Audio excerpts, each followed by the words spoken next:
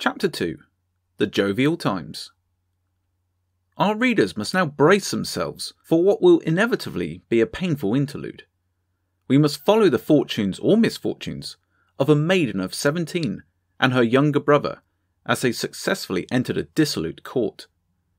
The king was the fountain not only of honour, but of almost every form of worldly success and pleasure. Access to his presence, intimacy with his family or favourites, were the sole pathway even of modest and lawful ambition. An enormous proportion of the amenities and glories of the realm was engrossed in the narrow family circle of royal personages, friends, dependents, and important ministers or agents of the crown.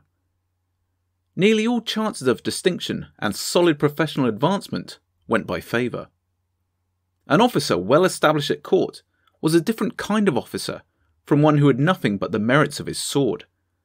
The success of jurists and divines was similarly determined. The royal light shone where it listed, and those who caught its rays were above competition, and almost beyond envy, except, an important exception, from rivals in their own select sphere. If those were the conditions which ruled for men, how much more compulsive was the environment of the fairer sex?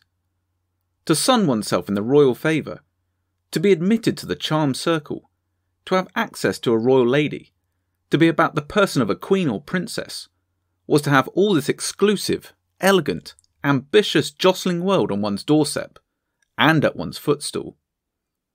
Aged statesmen and prelates, eager, ardent, attractive youths, the old general, the young lieutenant, all produced whatever treasure they had to bestow to win the favour of the sovereign's mistress, or of his relations' mistresses, and of his important friends or servants.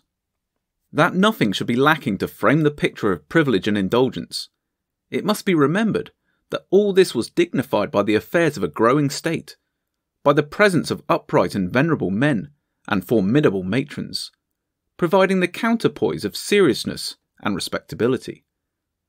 Scientists, philosophers, theologians, scholars, the mayors of cities, rugged sea captains, veteran colonels, substantial merchants, all pressed forward on the fringes of the parade in the hope of being gratified by some fleeting glint of the royal radiance.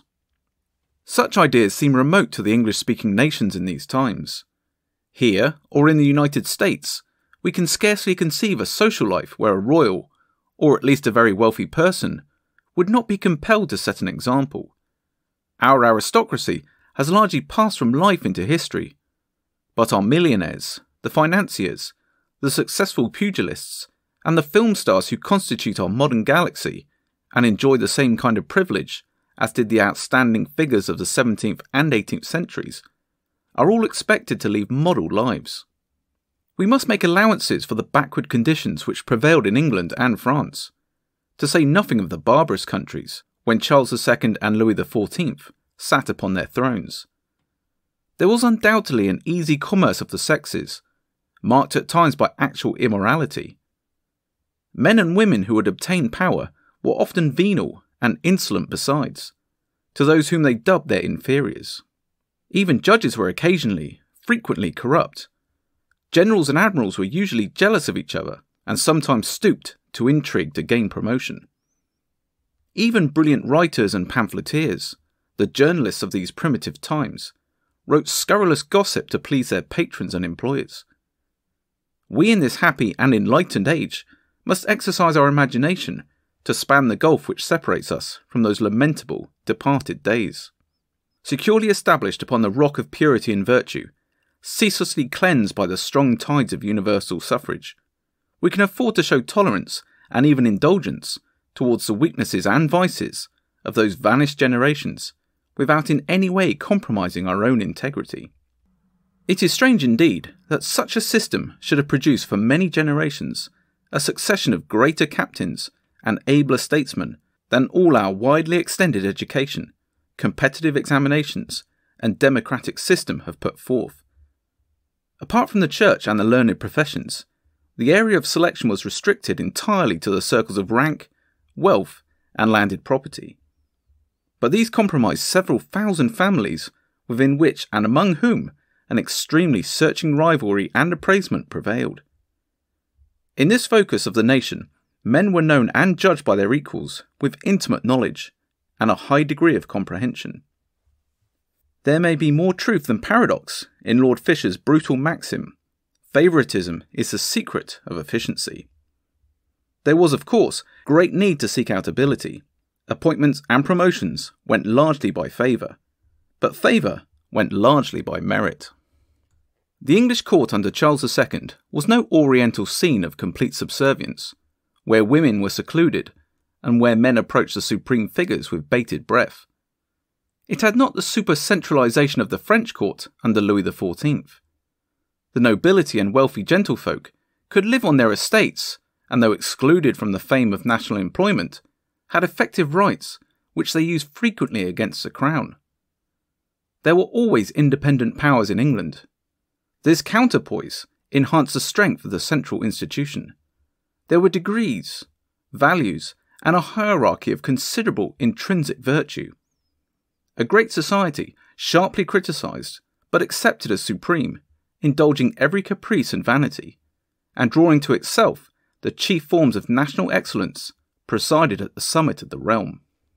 It is important to remember also the difference of feeling and outlook which separate the men and women of these times from ourselves.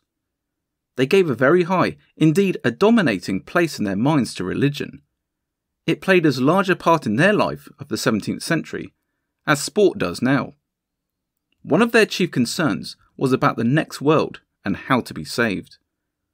Although ignorant compared with our standards, they were all deeply versed in the Bible and the prayer book. If they read few books, they studied them and digested them thoroughly. They had settled opinions on large questions of faith and doctrine, and were often ready to die or suffer on account of them. Rank and breeding were second only to religion in their esteem. Everyone in court or county society was known, and all about them. Their forebears for many generations were carefully scrutinised. The coat of arms which donated the family's achievements for hundreds of years was narrowly and jealously compared. It was not easy to get into the great world in those days, if one did not belong to it. A very clear line was drawn between gentles and simples, and the church and the law were almost the only ladders by which new talent could reach the highest positions. Indeed, religion and family pride together absorbed much of the sentiment now given to nationalism. The unity of Christendom had been ruptured by the Reformation, but strong cosmopolitan sympathies prevailed among the educated classes in all the Western countries. We must not imagine that our ancestors were as careless and ignorant about international politics as are the immense political democracies of the present age. Had they been absorbed or amused, as we are by the inexhaustible trivialities of the day, had their sense been dulled by speed, sport, luxury and money-making, they could never have taken consciously the dire decisions without which England would not have been preserved. There were many solid citizens, secure in their estates, who pondered deeply and resolved valiantly upon the religious and political issues of the times.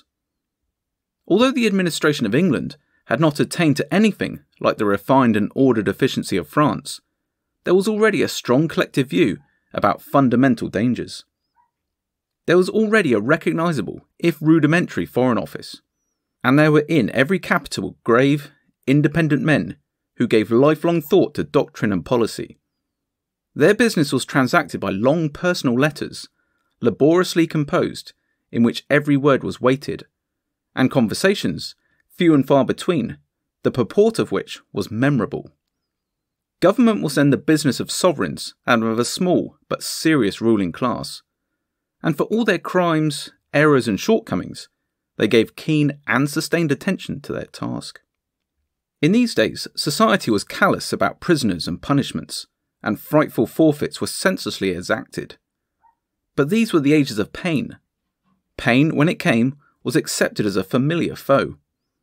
No anaesthetic robbed the hospital of all the horrors of the torture chamber. All had to be endured, and hence, strangely enough, all might be inflicted.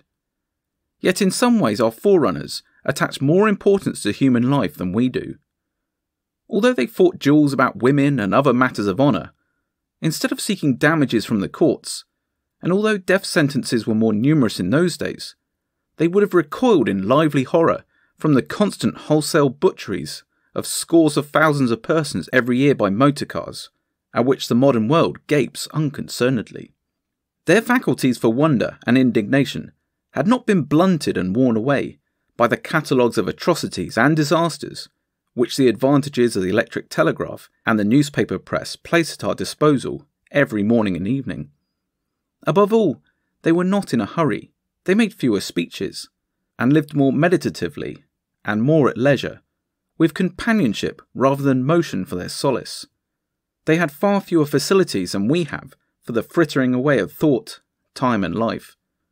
Altogether, they were primitive folk, and we must make allowances for their limitations. The one trait which they shared in common with the 20th century was the love of money, and respect and envy for its fortunate possessors. But then, money in those days was still mainly derived from land, and the possession of land usually denoted ancient lineage.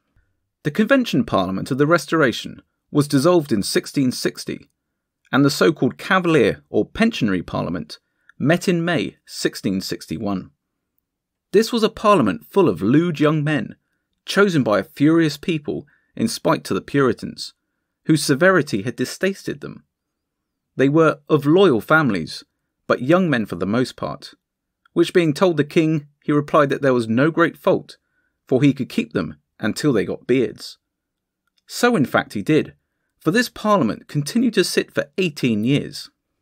In it, Winston Churchill represented the constituency of Weymouth. During its first 2 sessions, he was an active member.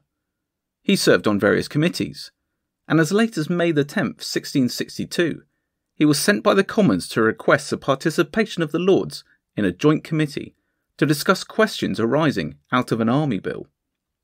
Meanwhile, the Restoration settlement in Ireland was proceeding very slowly. On the 30th